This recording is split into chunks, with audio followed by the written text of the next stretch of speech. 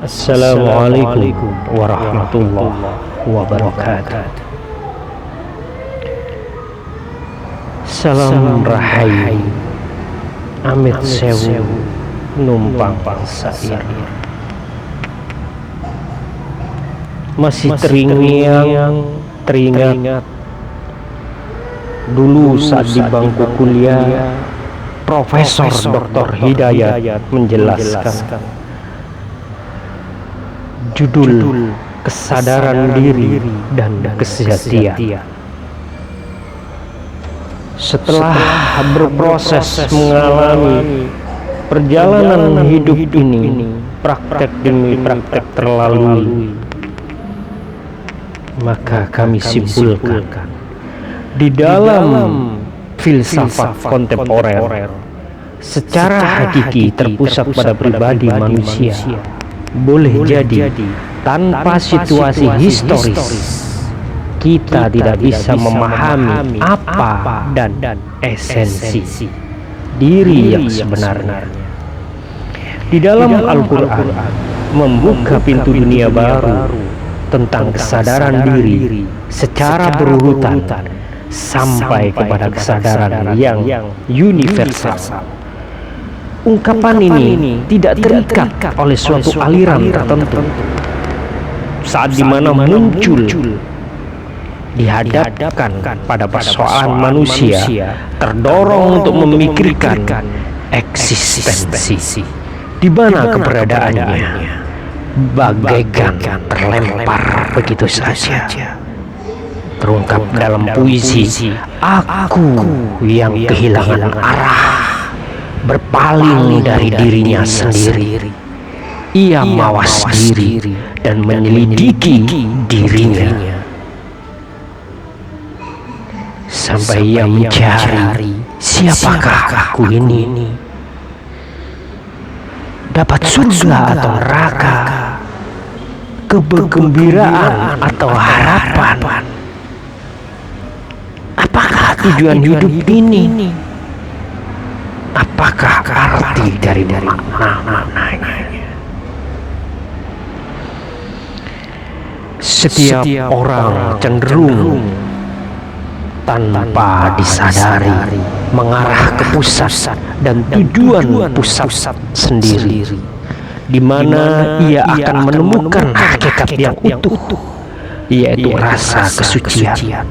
Kesuciannya, keinginan yang begitu mendalam berakar dalam diri manusia untuk menemukan dirinya pada inti wujud hakikat itu di pusat alam, tempat komunikasi dengan langit, menjelaskan penggunaan di mana akan ungkapan pusat alam semesta. Di sini kita menelusuri secara beruntun dari dasar. Dalam Al-Quran menyebutkan dalam surat Ad-Jariyat ayat 21, dan juga bagi dirimu, maka apakah kamu tiada memperhatikan? Ada sesuatu yang tidak hilang di dalam diri, yaitu kesadaran, yakni kesadaran akan dirinya. Ia sadar bahwa ia ada, bahwa ia sadar bahwa ia ada yang menciptakan, bahwa ia diciptakan, langit bumi ini diciptakan. Pusat kesadaran inilah yang disebut dengan an-naf al-insaniyah atau diri sejati. Dikatakan dalam suatu tafsir Syafatu at-Tafasir,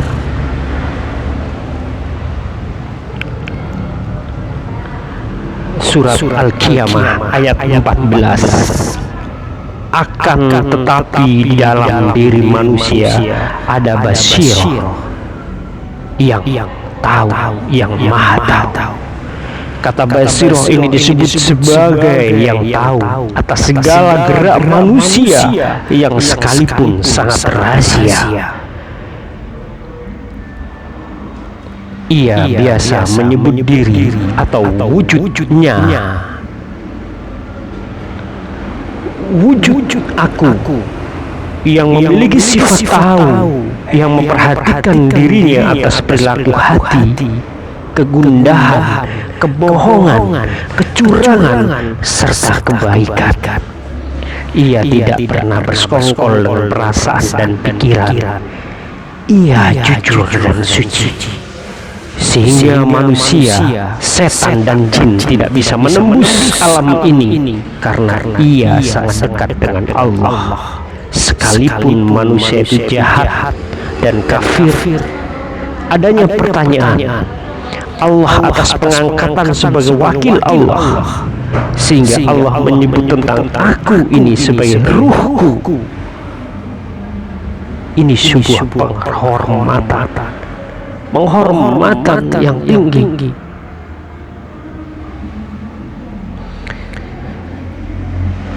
Dengan argumen di atas bahwa an-nafs berdiri sendiri, dipertegas bahwa ia tidak bertempat baik di dalam badan maupun di luar badan, karena an-nafs bukan materi, maka dengan sendirinya tidak mengambil ruang dan tidak mempunyai tempat.